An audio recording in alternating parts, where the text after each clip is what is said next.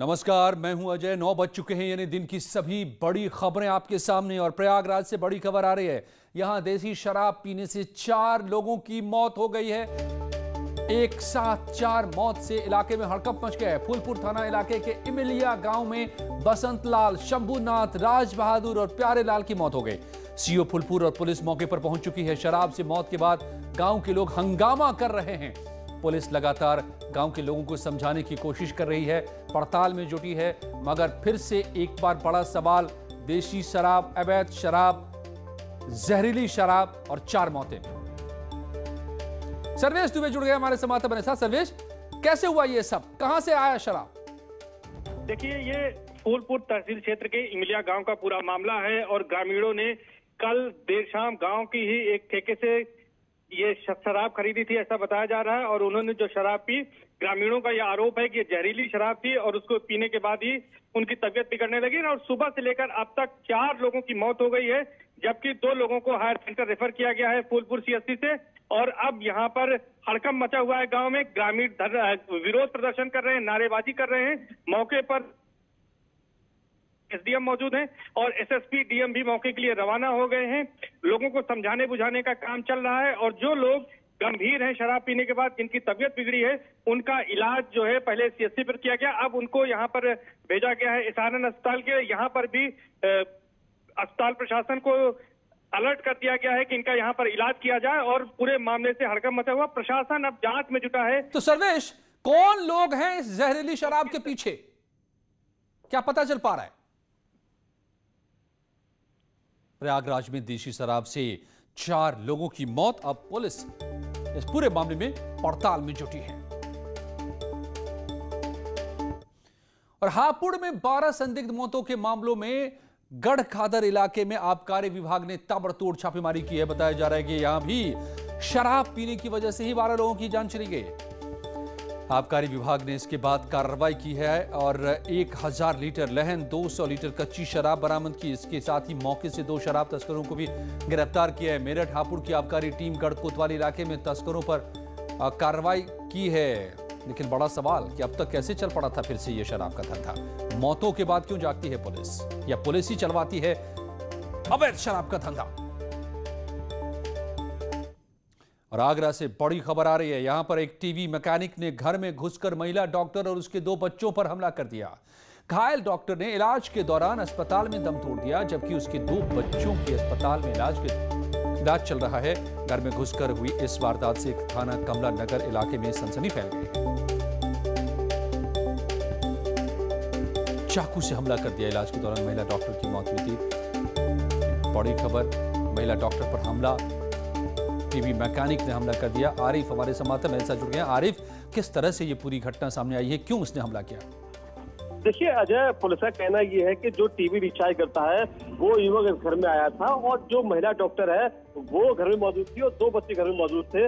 और अचानक क्या हुआ, उसने चाकू निकाला और महिला डॉक्टर की गर्दन पर वार किया और कई जगह शरीर पर हमला किया। देखिए, इलाज के दौरान डॉक्टर की मौत हो गई है। बच्चे मामूली घायल हैं, उनका इलाज अस्पताल में भी चल रहा है।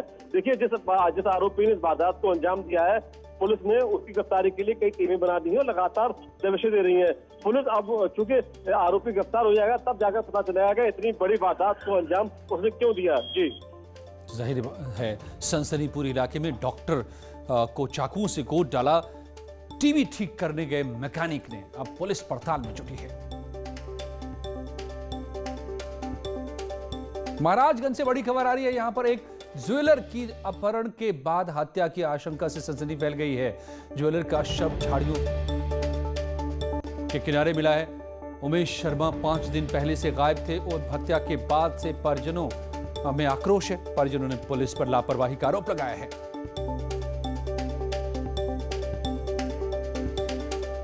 तो ज्वेलर को 5 दिन पहले अगवा किया गया था, वो गायब थे। अब आशंका जताई जा रही है कि अपहरण की गई थी और अब जब शव मिला है तो परिजन आरोप लगा रहे हैं पुलिस पर। पुलिस ने वक्त रहते ठीक से पड़ताल नहीं की, वरना बचाया जा सकता था ज्वेलर को। परिजनों ने जमकर इसे लेकर हंगामा भी किया है, जो तस्वीर आप देख रहे हैं हंगामे की। महाराजगंज में ज्वेलर का शव मिला, 5 दिन से लापता था ज्वेलर। लोगों का आरोप पुलिस ने की लापरवाही। आशीष महाराजगंज से संवाददाता मेरे साथ जुड़े हैं आशीष। किस तरह से पूरी घटना, क्या लापरवाही पुलिस ने बरती? अजय, आपको बता दें कि पूरी घटना होती है और जो स्वर्ण व्यवसायी है उसकी पत्नी गीता थाने पर जाकर के इस बात की सूचना देती है कि उसका पति गायब हो गया है और उसका तलाश किया जाए, लेकिन पुलिस केवल और केवल गुमशुदगी दर्ज करती है और गुमशुदगी दर्ज कर इतिश्री कर लेती है। और आज देर शाम उसका शव एक झाड़ी से मिला है और तब जाकर परिजन और ग्रामीण आक्रोशित है। और आप वीडियो में भी देख सकते हैं किस तरह से आक्रोश लोगों का झलक रहा था। तो कहीं ना कहीं पुलिस की लापरवाही से एक स्वर्ण कारोबारी की पहले अपहरण होती है, उसके बाद फिर हत्या हुई है। जी, देखना होगा कि अब पुलिस क्या कार्रवाई करती है और हत्यारों तक कब पहुंच पाती है। और लखनऊ में सीएम योगी आदित्यनाथ की अध्यक्षता में प्रदेश के तमाम मुद्दों को लेकर अधिकारियों के साथ बैठक हुई। सीएम ने इस मौके पर अधिकारियों को साफ संदेश दिया कि किसी भी हाल में भ्रष्टाचार बर्दाश्त नहीं होगा। अधिकारियों को अगर काम करना है तो जीरो टॉलरेंस की नीति पर ही काम करना होगा। इसके साथ ही सीएम ने कानून व्यवस्था पर सबसे ज्यादा जोर दिया। उन्होंने कहा कि प्रदेश में कानून व्यवस्था को और ज्यादा पुख्ता करने की जरूरत है ताकि लोगों में सरकार और प्रशासन के प्रति विश्वास पैदा हो सके। इन सभी मुद्दों को लेकर सरकार ने 15 दिसंबर तक प्रोग्रेस रिपोर्ट भी अधिकारियों से तलब की है। प्रदेश में बढ़ती सर्दी को देखते हुए रैन बसेरों को लेकर सीएम ने निर्देश दिए हैं। कहा है कि प्रदेश में रैन बसेरों को बनाया जाए, उन तक लोगों की पहुंच तय की जाए, रैन बसेरों की गूगल मैपिंग भी कराई जाए। इसके साथ ही अधिकारियों को जमीन पर उतरकर काम करने के सीएम ने निर्देश दिए हैं।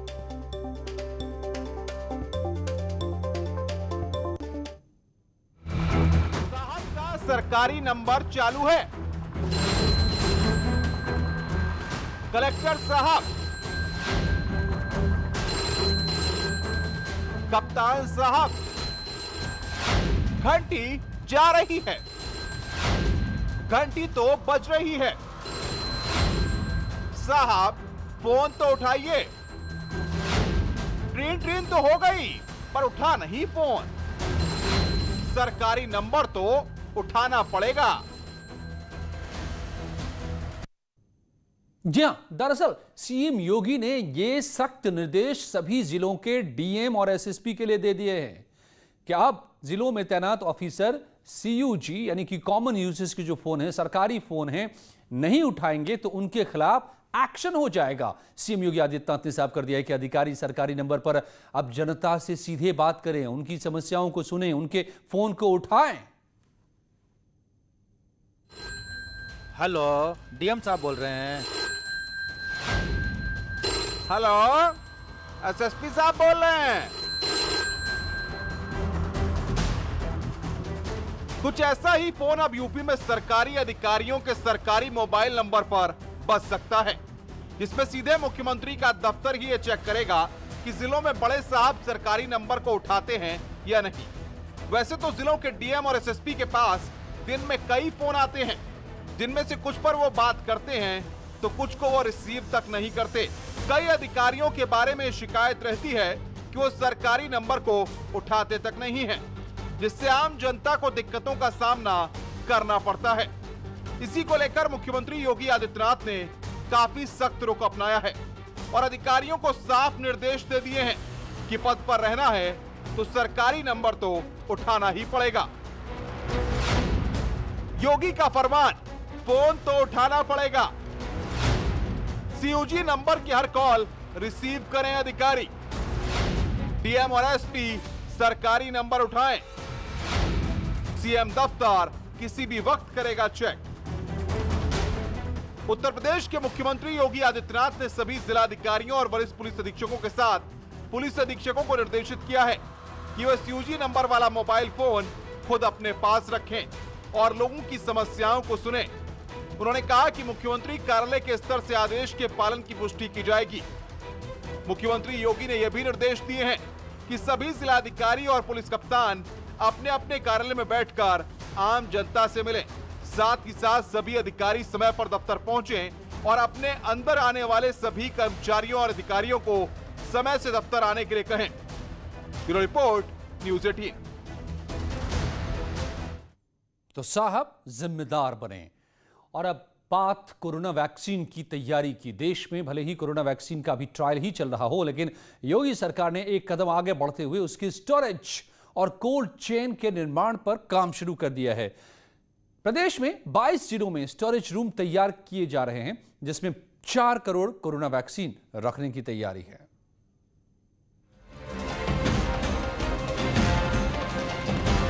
पूरे देश में लोग चाहते हैं कि कोरोना की वैक्सीन जल्द से जल्द आए, जिससे महामारी को मात दी जा सके और खुलकर अपनी जिंदगी जी जा सके।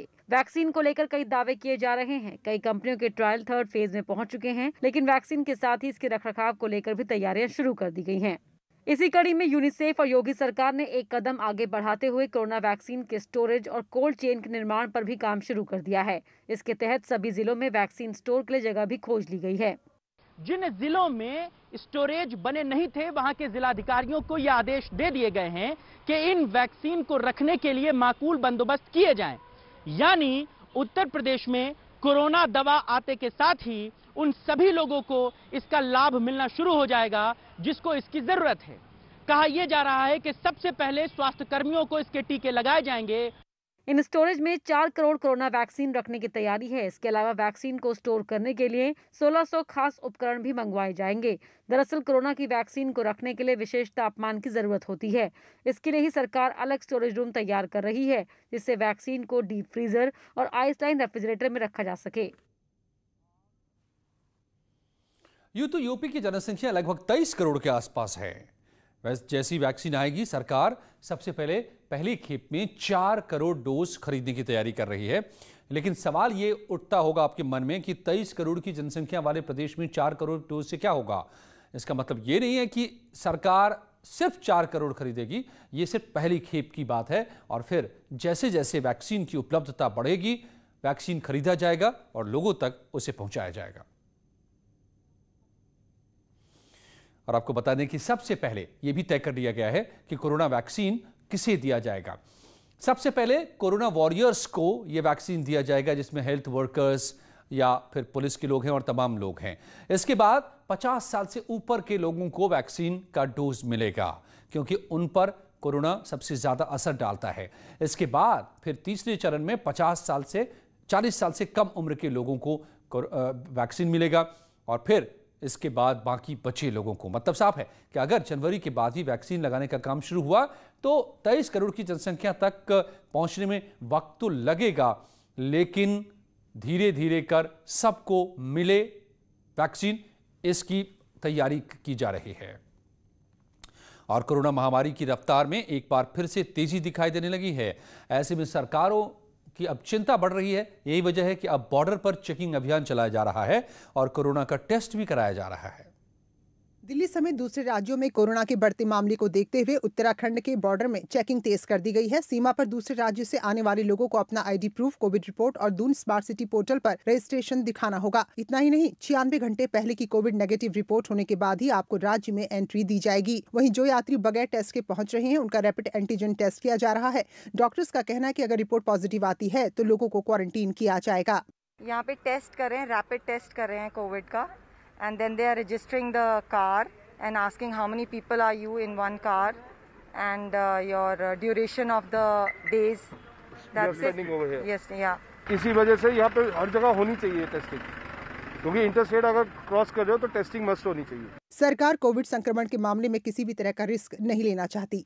अब अगर आप किसी दूसरे राज्य से उत्तराखंड आने की सोच रहे हैं तो ये बात निश्चित रखिए कि आपको या तो रिपोर्ट साथ में लेकर आनी होगी या फिर उत्तराखंड के बॉर्डर में एंट्री के दौरान अपना टेस्ट कराना होगा। लौटते हैं कुछ ही पलों में दिन की और बड़ी खबरों के साथ।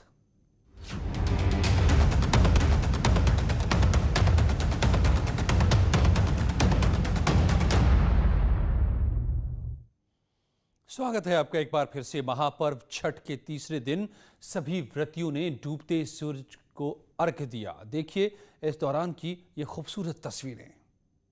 सूर्य उपासना के महापर्व छठ का आज तीसरा दिन है। आज श्रद्धालुओं ने अस्ताचलगामी सूर्य को अर्घ्य दिया और कल सुबह उगते हुए सूर्य को अर्घ्य देने के साथ ही महापर्व का समापन हो जाएगा।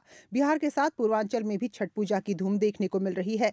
हर तरफ छठ के गीत गाए जा रहे हैं। मुख्यमंत्री ने भी एक बार फिर से लोगों को छठ महापर्व की बधाई दी है। लोक आस्था के महापर्व छठ के आप सबके बहुत शुभकामना। छठी मैया की कृपा आप सबके ऊपर बनल रहे, सबके जीवन खुशहाल रहे, आप सबके जीवन में उमंग और उत्साह बनल रहे।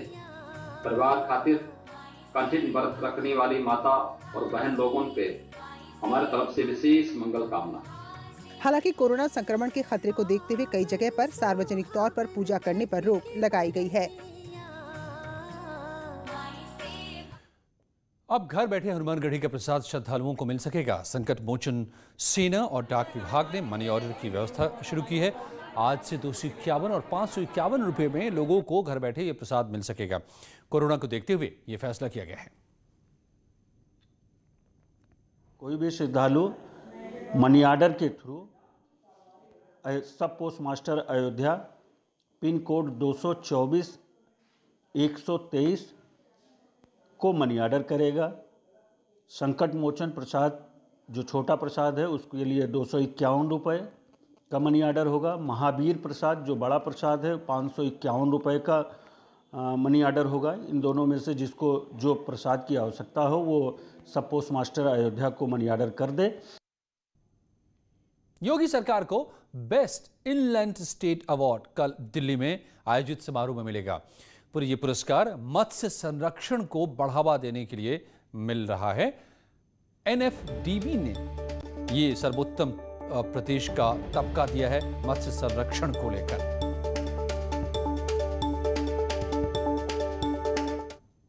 जारी है कुछ ही पलों में खबरों का सिलसिला।